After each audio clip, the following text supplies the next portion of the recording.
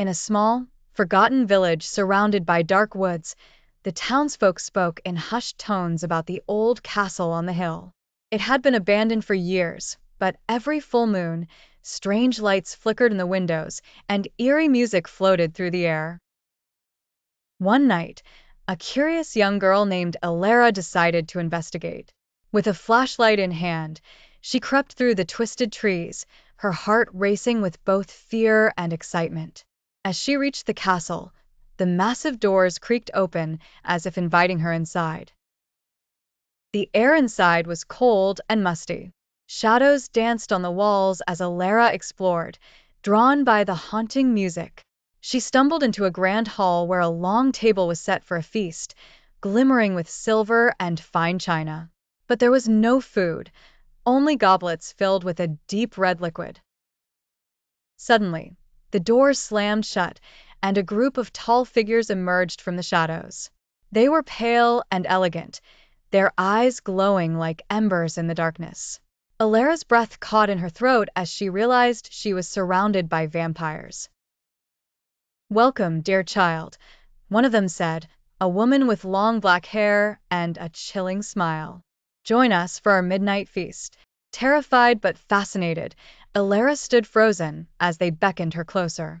The vampires laughed softly, their voices echoing through the hall.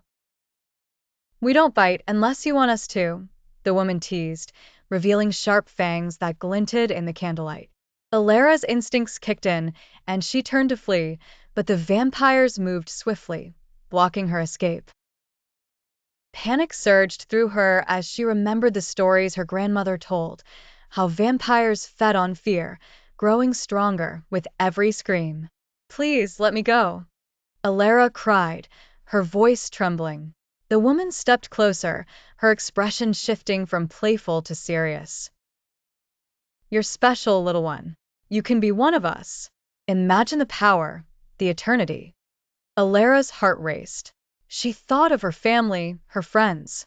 "I don't want to be like you," she shouted, finding strength in her fear.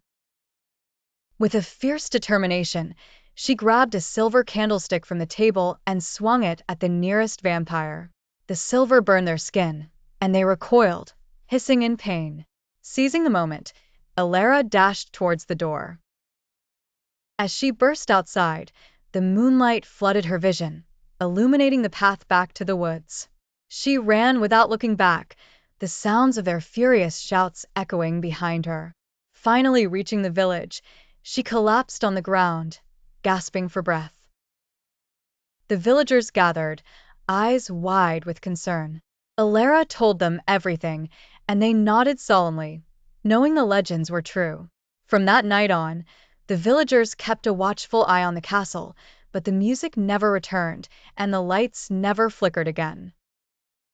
Yet Elara could never shake the feeling that the vampires were still out there, waiting for the next curious soul to wander too close to their midnight feast.